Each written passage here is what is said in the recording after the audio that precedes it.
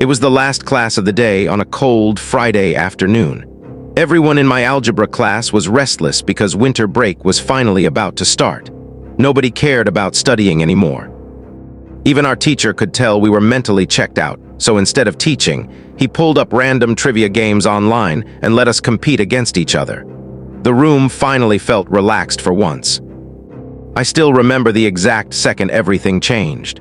One of my classmates had just guessed the answer to a logo question correctly when the principal's voice suddenly blasted through the speakers. His voice sounded shaky and terrified as he ordered every classroom to go into immediate lockdown. He repeated over and over that this was not a drill.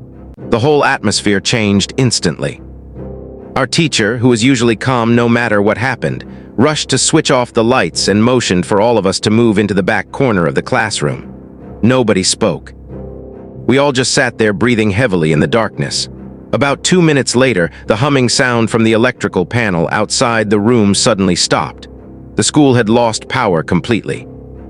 That was the moment everybody realized something serious was happening. A few minutes later, we heard screaming somewhere down the hallway. It sounded like a grown man yelling at the top of his lungs. The screams got louder and closer until they echoed right outside our classroom. Then came the sound of metal lockers being smashed repeatedly. "I'm gonna kill every one of you," the voice sounded completely insane. One girl beside me immediately started crying, which only made everyone panic more. The screaming got closer and closer until suddenly the banging moved from the lockers to our classroom door. The entire door shook violently. "Open the door." The man kept slamming against it over and over again, while 2 girls in the room cried uncontrollably. Our teacher whispered for everyone to stay quiet while he stood frozen near the front desk, clutching a baseball bat somebody had left behind during gym period. The pounding continued for what felt like forever. Then finally, it stopped. We listened as the footsteps slowly disappeared farther down the hallway until the screaming faded completely. Almost 15 minutes later, the principal came back over the loudspeaker. His breathing sounded heavy while he explained that a mentally unstable man had forced his way into the school and attacked the secretary at the front entrance before wandering through the building. Nobody knew if he had a weapon or not. Back then, our school barely had security cameras and there were no guards at the entrances, so anybody could walk inside without being stopped. Teachers were instructed to continue classes, but keep every classroom locked for the rest of the day. Nobody was allowed into the hallways under any circumstances. The creepiest part came later that night. According to rumors spreading around school the following week, one of the janitors found the same man asleep inside a storage closet near the gymnasium. Apparently, there was a massive revolver sticking halfway out of his jacket pocket. People said the janitor accidentally woke him up before police arrived, because by the time officers searched the building, the man had vanished completely.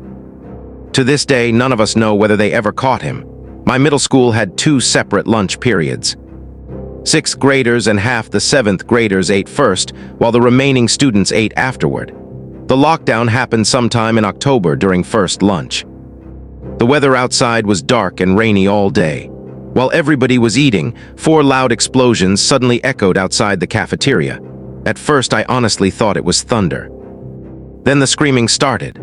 Kids began running away from the windows, while campus supervisors burst through the cafeteria doors, yelling for everyone to get inside the multi-purpose hall immediately.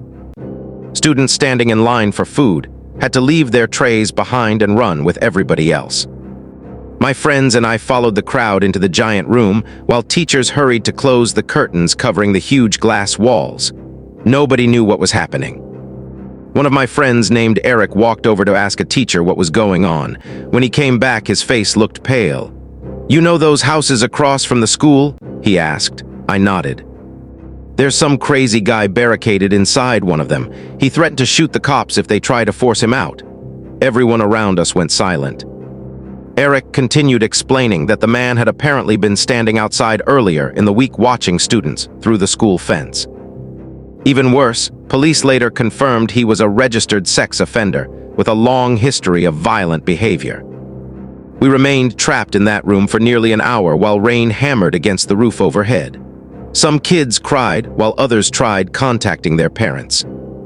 Eventually, police secured the neighborhood and escorted us back to class one hallway at a time. Later that week, my friend Brandy told us something horrifying. The man actually lived next door to her. The previous Halloween, she saw him standing at his front window, cutting his own arm with a knife. Using the blood dripping from his arm, he wrote words across the glass. "Stay away or I'll kill you." At the time, everybody assumed it was just some sick Halloween prank. After the lockdown, we realized he had been seriously disturbed the entire time. I'm 23 now and recently started working at my old high school as a technology assistant in the basement server room. The basement itself looks awful. Dusty pipes line the ceilings, old broken desks are stacked everywhere, and half the lights flicker constantly. But the actual office down there is surprisingly comfortable. It has powerful air conditioning, 3 large desks, mini fridges, and a mounted television. I got the position because several former teachers personally recommended me for the job. Everything had been going great until something happened a few weeks ago.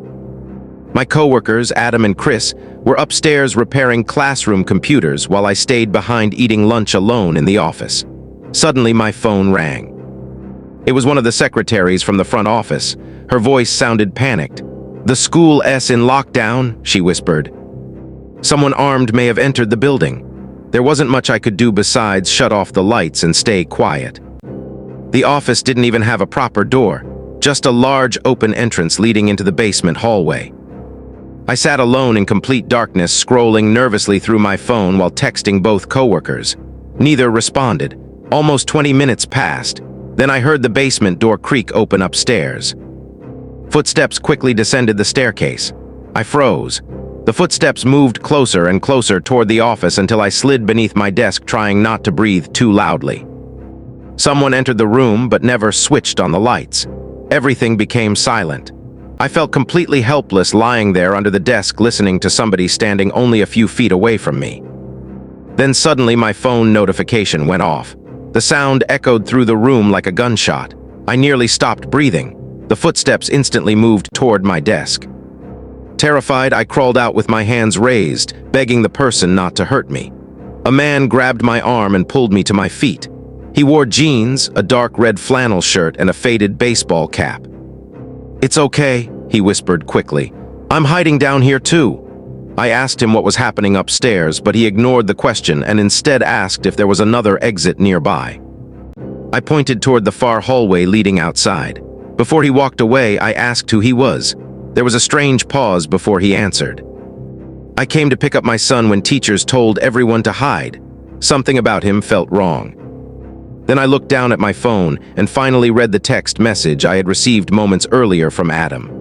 "Guy with gun shot Coach Reynolds, red flannel shirt and baseball cap. Don't trust anyone." My blood ran cold. Slowly, I looked back up at the man standing in front of me. He realized immediately that I knew. Without thinking, I sprinted toward the basement stairs. A gunshot exploded behind me, and the bullet smashed into something metal nearby. The sound echoed through the basement so loudly it nearly deafened me. Somehow the shot missed. I burst through the basement exit where police officers were already waiting outside. The second the man pushed through the door behind me, officers tackled him to the ground.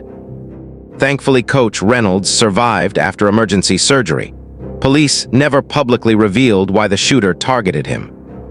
But even now, years later, I still hear that gunshot in my head whenever I'm alone in a quiet room.